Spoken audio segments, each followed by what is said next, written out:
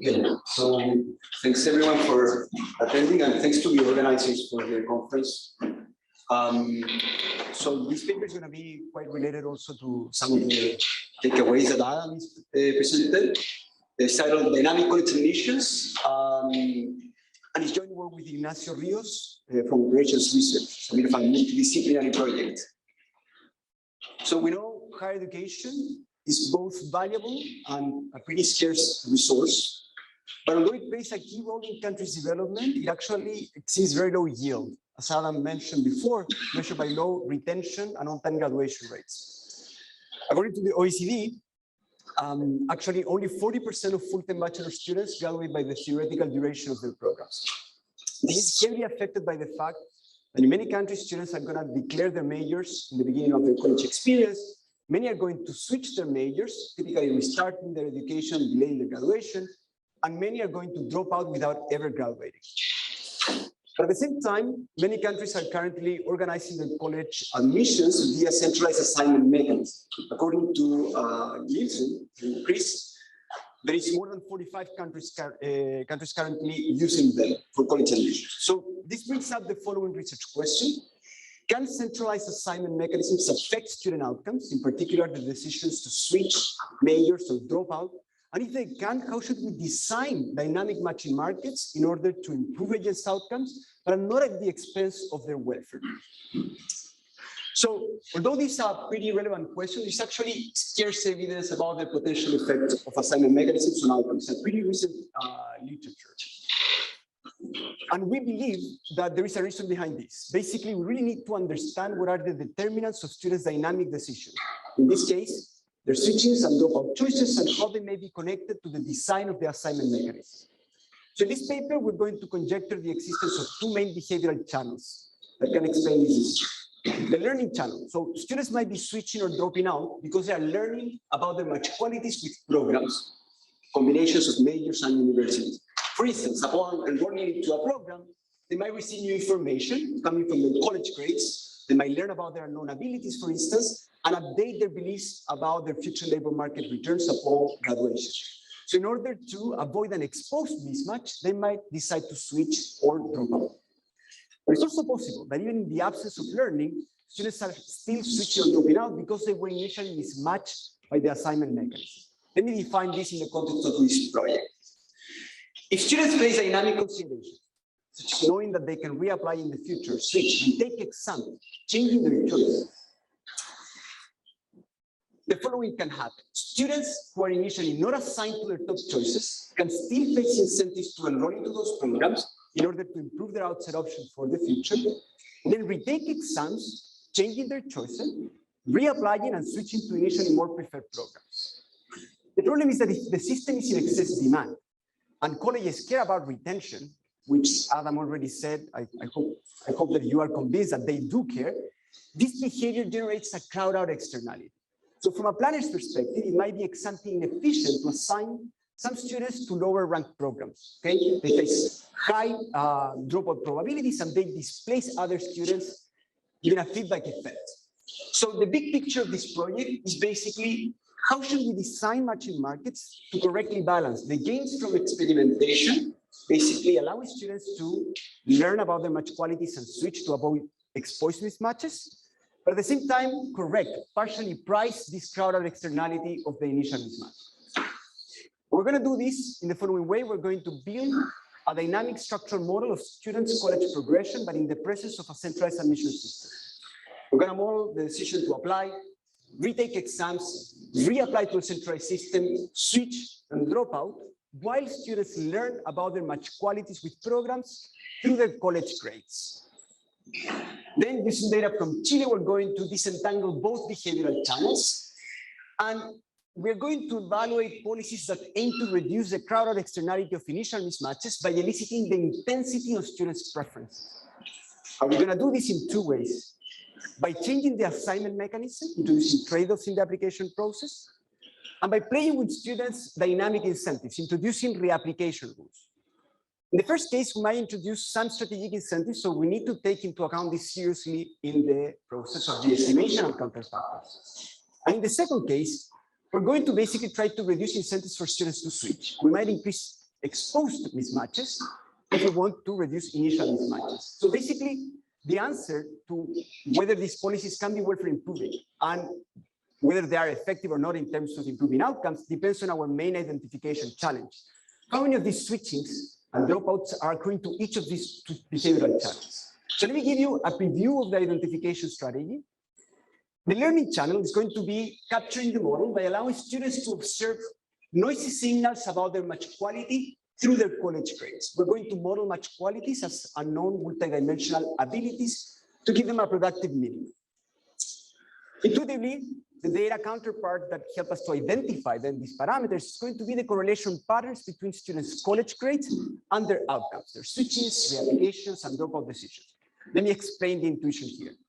If the signal is highly informative about the match quality of the student with the major of the program, we should expect that students who receive lower grades than expected are significantly more likely to switch to programs with different majors. Okay, so we're going to impose those correlation patterns in estimation. For the initial mismatching channel, we're going to capture this in the model. The unobserved portion of the initial mismatching channel is going to be basically driven by allowing students to have idiosyncratic, persistent preferences at the major and college level. Okay? Here, the identification argument is going to follow three steps. First, we're going to assume a common prior beliefs regarding students' unknown abilities. There are no match qualities. Assuming common prior beliefs allows us to basically exploit the fact that we observe students' initial reports, and those choices have not been differentially affected by the learning mechanism. The second argument is basically an argument a la Berry and Hale, basically. We can identify the distribution of random coefficients here because of persistent preferences, because basically we also have repeated observations at the individual level. Initial reports, students tend to rank more than one program. And the third argument is basically, even if you want to abstract from the structure of the model, we really want to identify the distribution of outcomes in the counterfactor, right? And here we can use and exploit the argument of Michiel and Charles Hodgson also, that basically, and Paulo, right? That basically we get some exogenous variation in the preference of assignment of students. We can exploit the quasi-random variation given by cutoff scores, and we can estimate the causal effect of, for instance, switching or reapplying if you're not assigned to your top choice. Okay, we're going to swap in the counterfactor students around admission cutoffs, and we want to predict what's going to happen to their outcomes. Sorry, Tom. Yes. Before getting into this identification thing. I was like, God. Yeah. So the motivation, I don't understand how you motivated your paper and what you're talking about. So what is the point about centralized admission affects all these things about learning, mismatching, and repetition and dropouts? So we can say exactly the same thing in a non-centralized. Absolutely, yeah. More than it's not that. Why do you? It's not that so much on centralized assignment. I don't understand. It's just that the centralized admission system is going to be a policy tool for me to correct some of these inefficiencies that are going to be driven by learning and the dynamics. It's not that there is a problem with the centralized admission systems in themselves. They are going to be they are very common. More than 45 countries use them. I want to use it as a policy tool to affect student outcomes. And I'm going to show also that because I'm going to use them, I'm going to get nice identification strategies to allow me to identify students and observe persistent preferences, their learning process, which I wouldn't be able in a decentralized market, only exploiting enrollment data, for instance. Okay.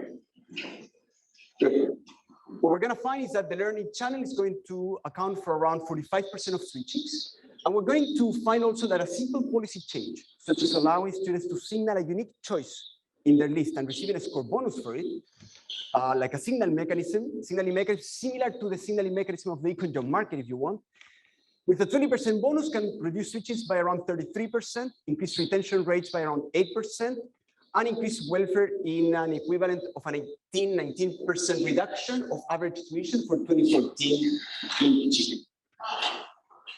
We're going to go into details of the contribution to the literature, but basically, we're going to bridge two strands of the literature, our literature and empirical analysis of centralized assignment mechanisms, to the literature on college major choices and their incomplete information and learning.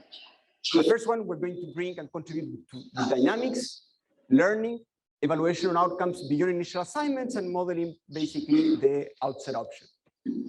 And to the second one, we're basically, to answer again to Mateo's question, we're going to basically provide a micro foundation for the student choice process in the presence of a centralized admission system.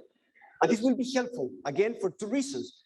We can exploit all the rich identification coming from the exogenous variations given by the assignment process, the rank order list also, but also because we will use the assignment mechanism and the rules of the application process as a policy tool to affect student outcomes.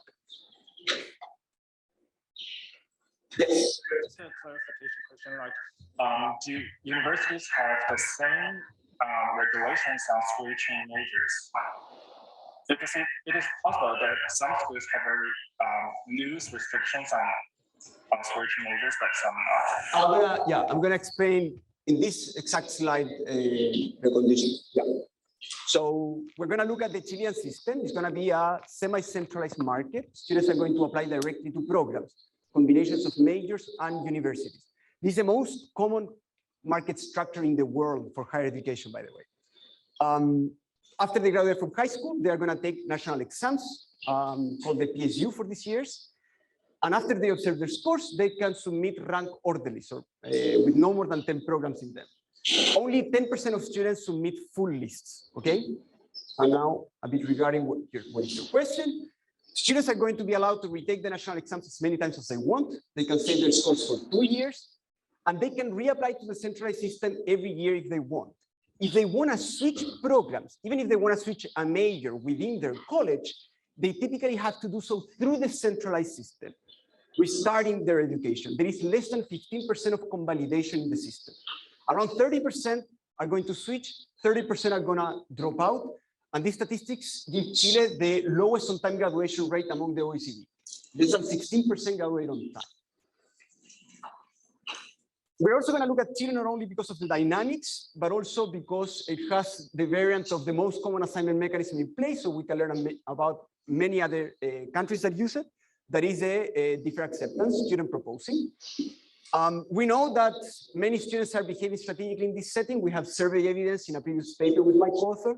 What they typically do, they skip programs they believe are out of their reach. This introduces another identification challenge, how to identify students' true preferences if we're going to look at their reports. So here what we're going to do is that we're going to design and implement nationwide surveys from 2019 to 2022, where we will elicit information about students' top true preferences for programs and information about their subjective beliefs. We're going to use this to construct some key moments for estimation, but also to discipline the application process.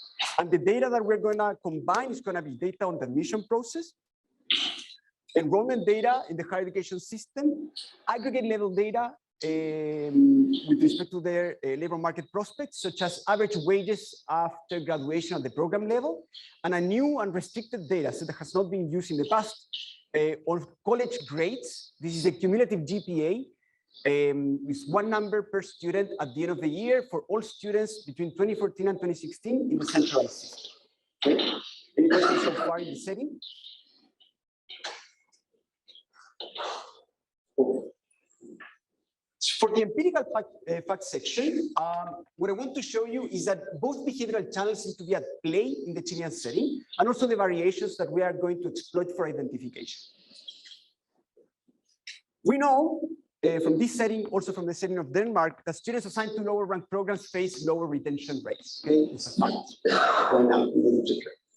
But we really want to get at the causal effect of not being assigned to your top choice. So we're going to run regression discontinuity designs, and we're going to estimate the probability of a student of reapplying to a centralized system and switching and not graduating on time if you fall from your top choice. And we're going to find that the causal effect is quite large. Students are going to increase the probability of reapplying to a centralized system from 14% to almost 24%, so doubling their probability. And the probability of switching is going to increase in around 60% from the baseline value. But we need to really see where students are switching to. This is not enough. Close to 50% are switching to more selective programs, and between 25 and 50% move up in the ladder of their initial preferences. How do we know that? Because we can observe their rank order list and their reapplication rank order list. Okay. We also have evidence that students actually are anticipating the switching. So we ask in the surveys to the students, and the students are reporting that they know before enrolling that they're going to be more likely to try to switch and reapply again if they enroll in lower rank programs. We also find some evidence that there is evidence of match effects. So this behavior cannot be explained only by programs or students' characteristics. We're going to use these regression discontinuity designs and include them as moments in estimation. And basically, why do we want to do this? Because basically, in the counterfactors, we're going to try to swap students around admission cutoffs, and we want to know what's going to happen to their outcomes. Okay. Okay. So for the learning channel, what we're going to exploit is the fact that we have waves of our surveys from 2019 to 2022. So we get a panel of repeated respondents across waves. And we're going to find that around 60% of reapplicants declare to have changed their top 2 preference for a program. What do I mean by this? I'm not saying basically that the primitives of the utility function are changing. This is a dynamic, it's going to be a dynamic setting, a dynamic model. It's a preference order over programs, right? And the state space is changing over time too. But when we look at why preferences, reported preferences are changing, we're going to find an interesting pattern. In the left panel, we see the probability of the student of switching up in the ladder of their initial reports, means switching to an initially more preferred program as a function of their college GPA. And we find that this is fully uncorrelated, consistent with the initial mismatching channel. We don't need learning to explain that type of switching, basically. But in the right panel, we observe the probability of switching out, that is switching to a program that wasn't listed in the initial rank order list, typically switching their major. And this is strongly and negatively correlated with students' college grades. This is first-year college grades, so these are not students that are kicked out from their programs. Okay? Just a question. Yeah. Does the match quality, the single dimensional match quality, capture there's 2 things? The one I might learn, I don't want to be a doctor and I want to go into business. The other is I still want to be a doctor, but I learned I'm going to be rating low on the doctor scale, and so I switch out. Can the model distinguish those? The model is not going to allow to basically so we know that the student is learning about her match quality and that this has productive meaning because it affects graduation rate. Whatever happens after graduation, we have only aggregate data. We don't have basically linked GPA with wages, for instance, to really get at the we cannot tell those. Yeah. What was an observation in that graph? Tomas point in this graph? Yeah. So what is it? What is an observation? So what is an observation? Yeah, because I mean it's a probability of switching out. Yeah. It's an individual switches out or it doesn't switch out. So this is a predicted probability of it's the predicted probability over the observations in the data. Yeah. So how much time were we? I was lost with the graph because it's 20 minutes. It was kind of like 5 minutes late or something. Oh, yeah. So it's like 4:25. Okay. So I'm going to introduce the model now. I'm going to go into details in the model, and then I'm going to spend quite a lot in the counterfactors. Okay. Index every student by I, program by J, the major of the program by MJ, and the college type by KJ. Students are going to receive their scores, observe their preference shocks, and make application decisions. Then they're going to receive their assignments through a centralized system and make enrollment choices. And in the second stage, during the academic year, students are going to choose to retake the national exams or not. At the end of the year, receive their college grades, and then they are going to update their beliefs about their match qualities, which we are going to model again as abilities. And we are going to allow students to reapply to a centralized system, switch, drop out, or continue their enrollment. And then we're going to match students to the labor force by estimating sequences of graduation and dropout probabilities from the data. So we're going to color in red things that are private information to students, unknown to the econometrician, black things that are known to both, and blue things that are unknown to both. Students are going to be characterized by known major and college preferences. We're going to have this model as random coefficients. The black components here characterize the student in terms of their subject-specific abilities, AISM for math and SD for verbal ability, and an unknown portion of these abilities where we are also going to consider an unknown major-specific ability, AUIMJ. We're going to map all of this as to an ability index at the program level by taking the weighted average of the subject-specific ability with the subject-specific requirements that programs announce. This model is going to allow for correlated learning because although the major-specific ability is going to be non-transferable across different majors, the subject-specific ability is imperfectly transferable given these weights. And it's also going to allow for comparative and absolute advantages in abilities. Now, students are going to have common priors, and their prior beliefs over these abilities are going to be rational expectations over the population distribution of the abilities. They are going to be modeled as centered around observability, so we are going to basically set them into 0, and the key learning parameters then are going to be the prior variances, sigma squared S for subject, sigma squared M for major. Students will be making inference about these abilities by observing this noisy signal that is their college grades. It's going to be a function of the major, the ability of the student, the gender, the unobserved persistent preference heterogeneity, the alphas, and the unknown components, right? The ability and a white noise. The student receives her GPA, updates her beliefs. Although the student receives only one number, is going to update her beliefs about match quality and abilities with every single program, and then decides to reapply, switch, drop out, or continue.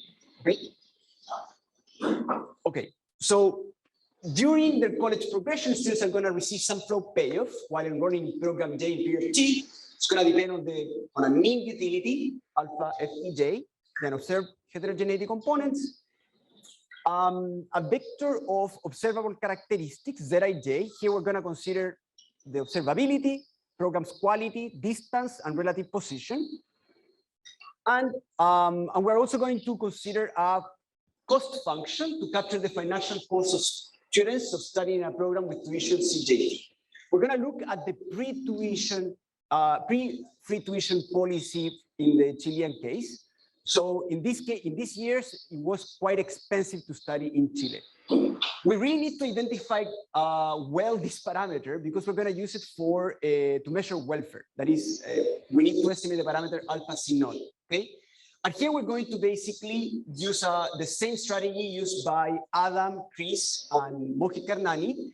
We're going to exploit the discontinuity generated by a scholarship in Chile, where students with more than 600 points can study any education major for free. We're going to run a regression discontinuity design, use it as a moment, and that is going to give us willingness to pay. Okay. This may be the most important part of the model, how we model the application process. So we're going to allow students to come from a mixture in the level of sophistication. A fraction row will report their preferences as weak, naive, truth tellers, and the remainder is going to maximize their expected utility over assignment. It's going to choose an optimal rank orderlist, right? We need to assume, to add some assumptions to get uniqueness of best response in this second case. But something that I want to point out is that basically we're going to assume that beliefs are going to be given by rational expectations, although we do have data on subjective beliefs. We have another project with Ignacio, Chris, and Anaïs Fabre from Toulouse, where we're showing that subjective beliefs are centered around rational expectations. It could be a good starting point at least. Under our preferred set of assumptions, we can write down the expected utility over assignment as this simple linear problem that depends on the probabilities, P's, being assigned to every program, and the indirect utilities U's. The V's, I'm sorry. Something important here, this is going to be a dynamic model. So in the counterfactors, we're going to affect and change not only the probabilities of admission, like the usual, we're also going to affect the indirect utilities, the V's. And why? Because the indirect utilities basically are going to have the probabilities of enrolling and receiving the value function of enrollment, but they are also going to have, let me just give you a brief picture. They are also going to have the fact that the student knows that it has a continuation value of reapplying to the centralized system. It's going to interact, of course, with the market design. It's going to learn something about how much quality by receiving a signal. And also the fact that it can take future scores and change the choices, right? The last thing that I want to mention here, and then I'm open for questions, is that this parameter rho, although we can identify in the baseline, is not going to be taken as a primitive invariant to the counterfactuals. We're going to introduce strategic incentives, right? So we don't know if a student for which it is payoff irrelevant to report as a naive to stellar, how it's going to behave, right? So what we're going to do is to evaluate the counterfactuals in bounds, as naive as in the baseline and fully strategic. Yeah. Just a clarifying question. So we choose colors strictly according to these, or they do? The V's, yeah, they are still forward looking and everything. Those are still- Yeah, exactly. So can you, after 1 year of admission, when you reapply, also including, improving your ability to increase the probability to get into the program?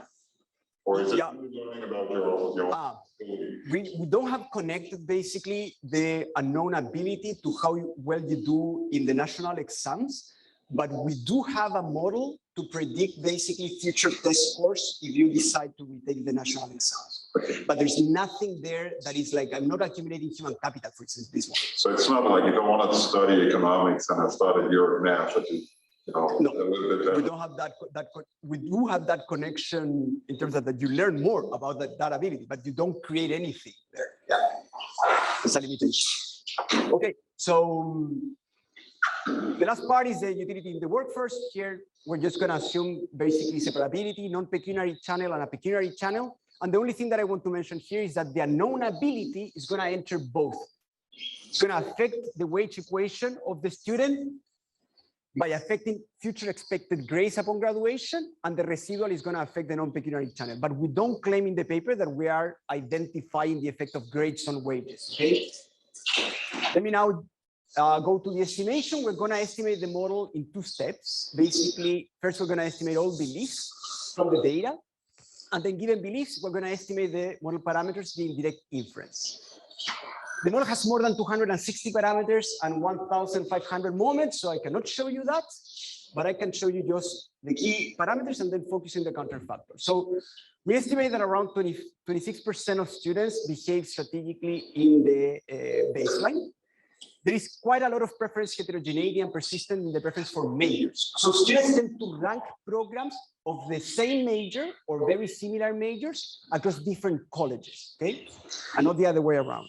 And students are learning about both their major specific ability and the subject specific ability. And there's quite a lot of signal to noise ratio in college grades. When we shut down the learning channel, we're going to find that switches are going to decrease in 45%. Okay, how many minutes do I have? Oh, sorry. I'm really bad at like reading. 10 more minutes, right? Yeah. Can we go 10 minutes long? Because one paper came off the program. What do you think you can do? 10 more minutes? Okay, thank you. Okay, so for the counterfactuals, what we're going to do is to evaluate 2 families, right? Changes in the assignment mechanism. Here, what we're going to do is to further decrease the length of application list, okay? Why? Because this is going to introduce an opportunity cost on which program to include, right? I'm going to explain the rationale in why this might reduce initial mismatches, right? The second one is going to be it's a variation of the choice augmented differ acceptance that is basically allowing students to submit their preference list as in the A, but also allowing them to signal a unique choice and receiving a score bonus for it. This mechanism is going to introduce an opportunity cost on which program you're signaling. Basically, we're giving a budget to the student, right? Why do we care and why do we think that these mechanisms could improve the current situation? Basically, in equilibrium, if we have a student that likes a program significantly more, that student has higher incentives to include that program in the list or signal it, right? So that in the end is going to reduce initial mismatches, reduce the congestion externality, or the crowded externality, which is going to reduce switching, improve retention, and it might improve welfare. What is the trade-off? We might introduce strategic incentives, right? The second family is going to be the application rates. We're going to look at 2. The switching score penalty rule from Turkey. In Turkey, when students try to switch, they are penalizing their application score.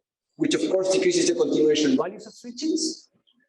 And a policy in Finland that is, whenever students apply and submit a rank order list in Finland, they receive a bonus in every program, but only the first time that they apply. Okay? What this policy does is very similar to the previous one, but in the end, what it's going to do is to increase the continuation value of the outside option. The outside option in the first period is delaying your initial application. Okay? The challenges we're going to face, how are beliefs going to change in equilibrium? We're going to have to solve for the equilibrium. We might have multiplicity of equilibria, but we're going to select an equilibrium in a similar way than the paper of Adam, Chris, and Seth, the AER, but adapting it to a dynamic set. Basically, we're going to allow students to update their beliefs, having adaptive beliefs. So they're going to update their beliefs given the previous iteration. They're going to think that's going to happen this year, and then they're going to update again, and you reach a fixed point. And the other challenge that we face is what's going to happen with naive students. We don't know, right? We cannot pin down that behavior. So we're going to evaluate the two bounds. Let me show you first what happens if everybody behaves fully strategically. What we're going to have here, if we further constrain the length of application lists, is the following. Every row here is an outcome. The first column is the baseline shares. And from second to last column is a percentage change relative to the baseline. If we further constrain the length of application list, we're not going to have significant increases in the fraction of students assigned to the top two preferences. So we're not eliciting intensity in a right manner, it seems. We're not decreasing switches. Actually, we are going to end up increasing switches in this case. And what's going on here is basically that when we shorten the length of application list, we're making that the portfolio is becoming more and more risky. More students then are unassigned, and because the value of the outside option is relatively low, that is going to have direct consequences in students' welfare. Okay? But if we allow students to signal their intensity, choose one program and receive a score bonus, let's say 20%, we're going to find that actually we can increase the fraction of students assigned to our top two choices, reducing initial mismatches, reducing the crowd-out externality. This translates into a reduction in switches with a 20% bonus, 32%, for instance. Overall, translates also into an improvement in college retention rates. And this is not at the expense of students' welfare. So we can increase welfare in around 0.8 million of Chilean pesos. 18% reduction in average tuition. For the dynamic counterfactuals, what we're going to find here is that the Turkish penalty rule is similarly good at eliciting intensity, a bit worse than choice-augmented DA. It's the best at reducing switches, but this is a no-brainer. We're actually like targeting switchers directly, right? But we are increasing switching costs, so this translates into an increase in dropouts. Okay? So switches are you switch major college, so you change a program. Dropout, you drop out from the entire centralized system. Overall, though, welfare still increases. Okay. And finally, for the Finnish rule, we get similar results. This one is, I think, the best in eliciting intensity, though. So let me show you the summary of the results. I'm choosing here two things: college retention rates in red, try to capture basically the supply side preference or the planner's preferences for yield or outcomes, and in blue, students' welfare. We find that choice augmented DA, the signaling mechanism, is the best in welfare. The Turkish penalty rule is the best in retention. Further constraining the length of application list, nothing, right? Not very effective, not very bad either. But what happens if now we relax the assumption or we go to the other bound, right? Students are not behaving fully strategically, and they behave as naive as in the baseline. We're going to get really, really bad consequences in terms of student welfare. Basically, students are messing up and making a lot of application mistakes in this case. What is more interesting, though, is that the other policies that also introduce strategic incentives, they're way better, more robust in terms of improving outcomes and welfare. The big problem with this is that constraining the length of application list is the most common policy in the world to elicit intensity. When we show these results to the Ministry of Education this year, they decided for the current admission process to release the constraining the length of the list to test it and evaluate it for the next year. So instead of being only 10, it's going to be 20. And when we showed them that basically the choice augmented DA seems to be a good idea, they decided for 2024 to implement it for an affirmative action quiz. So we're going to be able to actually evaluate this in the wild. So let me now conclude. Then I didn't 1 minute. So the big takeaways of this project is that we have analyzed. 25. Huh? I'm fine, right? No, but I'm in the conclusion. So the big takeaways of this project is that we have analyzed the trade-offs of designing dynamic matching markets where the following features are present. So agents can have private information about their preferences, can affect their future outcomes. They can learn over time about their match qualities through experience, and they can face dynamic considerations. These apply actually to many other matching markets that share similar features. For instance, entry-level labor markets, right? The key takeaway is that to design these markets, we need to really correctly balance the gains from learning through experimentation, allow some switching and rematches, right, to avoid exposed mismatches, with this crowd-out externality produced by the initial mismatches. And the second takeaway is that we have shown that centralized assignment mechanisms, at least for college assignments, seem to be able to improve agents' outcomes. How? If we elicit the intensity of students' preferences, but in the correct manner, without introducing too high strategic incentives. We can do this by either leveraging the dynamic incentives or allowing students to signal the preference intensity through the mechanism. Adam showed something similar, but more than through the mechanism, through other instruments, right? Like interviews, for instance. We can improve outcomes if we get, of course, more information about the preferences of students. The problem is that lack of sophistication is gonna undermine efficiency and welfare gains. So we're currently working with Chris, Ignacio, and Anaïs Fabre, that is a student from Toulouse, on evaluating how information policies can actually aid students to submit optimal application lists. Why? Because basically I showed you that with full strategic students, we can reap the benefits of market design. So instead of going only for DA and constrained DA, my point here is that we can maybe get a bit more sophisticated if we can help students to submit optimal applications. So thank you very much.